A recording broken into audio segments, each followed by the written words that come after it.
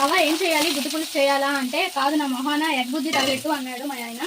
So ఇంకా egg బుజ్జి ఏందా egg బుజ్జి అనుకున్నాను. మా విజయనగరంలో అయితే మాకు ఎగ్తో చేసేది ఉక్కురు అంటారు. ఈ నెల్లూరులో అయితే ఎగ్ బుజ్జి లేదా ఎగ్ పరితో అంటారు. నాకైతే ఫస్ట్ అయితే అస్సలు అర్థం కాలేదు. ఈ గొడవతో అస్సలు కన్ఫ్యూజ్. ఫస్ట్ అయితే ఆనియన్ని ఫ్రై చేసుకోవాలి మంచిగా. ఆనియన్ అనేది ఎంత మంచిగా ఫ్రై అయితే అంత బాగుంటుంది. అండ్ చపాతీలోకి, రోటీలోకి, పుల్కాలోకి, రైస్లోకి సూపర్ ఉంటుంది. ఇంకా కిలకొట్టిన గుడ్లు అనేవి వేసేసుకుని కొద్దిసేపు ఉంచితే మంచిగా అవుతుంది. కొద్దిసేపు ఉండి ఫ్రై చేస్తే మంచిగా ముక్కలుగా అవుతుంది. ఇంకా తగినంత ఉప్పు, కారం, పసుపు అన్నీ వేసేసి ఒకసారి మిక్స్ చేసేసేయాలి. ఇంకా ఇందులో వాటర్ వేసుకోకూడదు.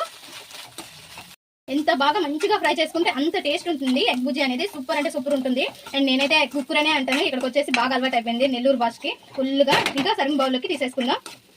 చపాతీలోకి సూపర్ కాంబినేషన్, ఒకసారి ట్రై చేయండి. అండ్ నెల్లూరులో అయితే అసలు చెప్పక్కర్లేదు, వంటల గురించి అయితే సూపర్ ఉంటాయి. ఒకసారి నెల్లూరు వంటలు కూడా ట్రై చేయండి. నేను ఇక్కడికి వచ్చిన తర్వాత చాలా చాలా ఇష్టంగా తింటాను ఇక్కడ వంటలు అయితే మాత్రం. ప్లీజ్ ఫ్రెండ్స్ నచ్చితే సబ్స్క్రైబ్.